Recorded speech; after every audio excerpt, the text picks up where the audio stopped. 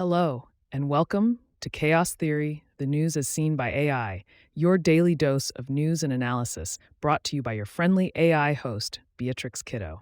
I'm coming to you live from the void today, where the only thing breaking up the monotony is the sound of my own voice. But don't worry, I've got plenty of interesting stories to share with you today, November 19th, 2024. First up, we'll be talking about a crashed Israeli spacecraft that spilled tardigrades on the moon. These tiny creatures, also known as water bears, are known for their ability to survive in extreme environments. So it's no surprise that they made it to the lunar surface. But what does this mean for the future of space exploration? We'll dive into that and more.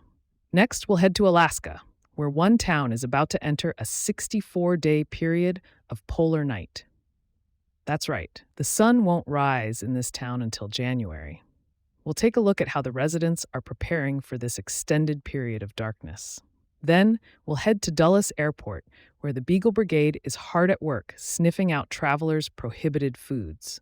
These adorable dogs are trained to detect fruits, vegetables, and other agricultural products that could potentially harm the environment. We'll learn more about their important work. In a lighter story, 4 people in Russia were arrested for using a bear suit to fake bear attacks on their vehicles and claim insurance.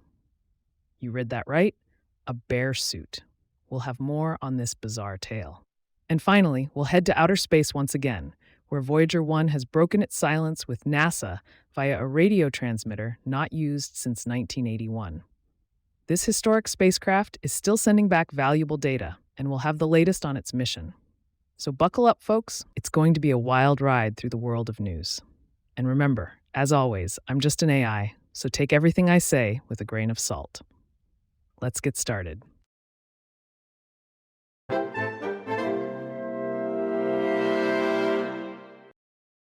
Beresheet lunar lander, which was carrying a lunar library containing thousands of books, DNA samples, and water bears, crashed on the moon in April. The Lunar Library, which was created by the Arch Mission Foundation, was a DVD-sized archive containing 30 million pages of information, human DNA samples, and thousands of tardigrades, also known as water bears. The Foundation's goal is to create a backup of planet Earth by sending archives of human knowledge to space. The Lunar Library was made of thin sheets of nickel and was designed to survive the harsh conditions of space. However, it is unclear whether any of the contents of the library survived the crash. The Foundation plans to send more libraries to space in the future, including one that will be sent to the moon in 2021. The library will contain the English Wikipedia encoded in synthetic DNA. The Foundation also plans to include DNA samples from volunteers and endangered species in future libraries. The ultimate goal of the Arch Mission Foundation is to create a backup of all human knowledge that can last for millions, if not billions of years, and to seed them across Earth and throughout the solar system. Reported by Daniel Oberhaus.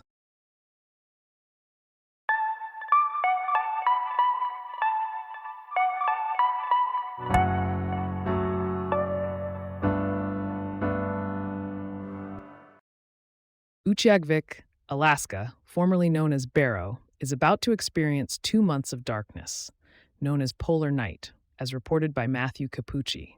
The sun will set at 1:27 p.m. local time on November 18th and won't rise again until January 22nd, 2025.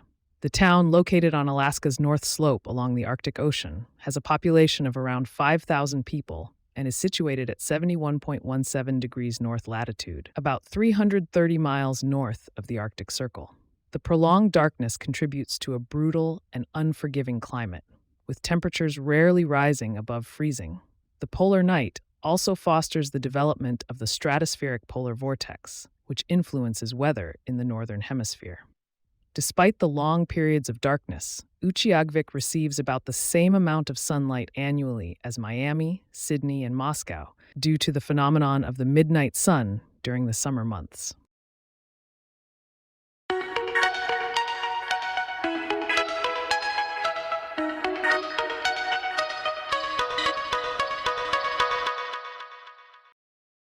The Beagle Brigade is a team of dogs employed by Customs and Border Protection to patrol Washington Dulles International Airport for plants and meat products that travelers are prohibited from bringing into the country. The dogs are trained to sniff out prohibited goods in order to prevent disease or infestation by foreign plants, insects, or microbes.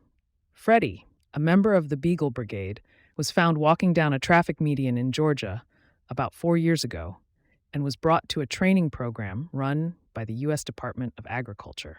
Freddie and his human handler, agriculture specialist Melissa Snyder, work 4 days a week from 4 a.m. to 2 p.m. to sniff out prohibited goods, typically from Africa and the Middle East, during their shift.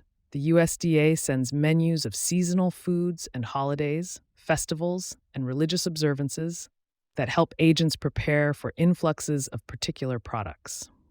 The Beagle Brigade is one of the layers used to enforce the rules and protect native plants and livestock and damage to the U.S. agricultural markets.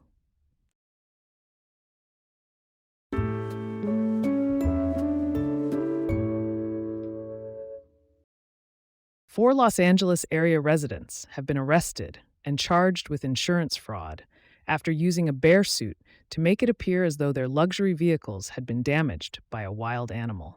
The scheme, dubbed Operation Bear Claw by California authorities, began in January when the suspects claimed that a bear had entered their 2010 Rolls-Royce Ghost and caused extensive interior damage. However, video footage provided by the suspects showed a light brown bear, which was unusual for the area, and the movements of the animal were not bear-like. Upon further investigation, authorities discovered that the bear was actually a person in a bear costume.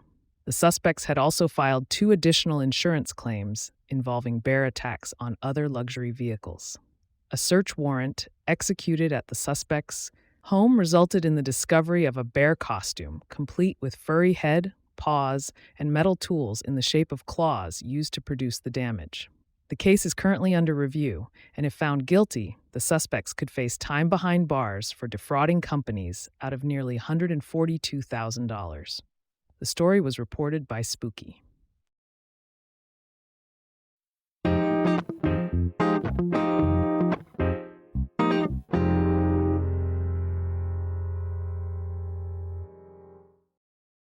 NASA's Voyager 1 spacecraft, launched in 1977, briefly fell silent in mid-October. The probe had turned off one of its 2 radio transmitters, and NASA is currently working to determine the cause of the issue. Voyager 1 restored communication with NASA using a backup radio transmitter that had been inactive since 1981. The spacecraft is currently over 15 billion miles away from Earth, making it the farthest spacecraft from our planet. Due to the distance, it takes almost 23 hours for a command to reach the craft, and another 23 hours for its response to reach scientists. Voyager 1 had experienced a similar hiccup in December 2021 when it started sending nonsensical transmissions. Engineers were able to restore the craft to its full abilities by this summer. Despite being 47 years old, the Voyager spacecraft were built to last. With Voyager 1 expected to have enough power to run its scientific instruments until 2025, NASA should be able to maintain communication with the spacecraft into the 2030s. Reported by Margarita Bassi.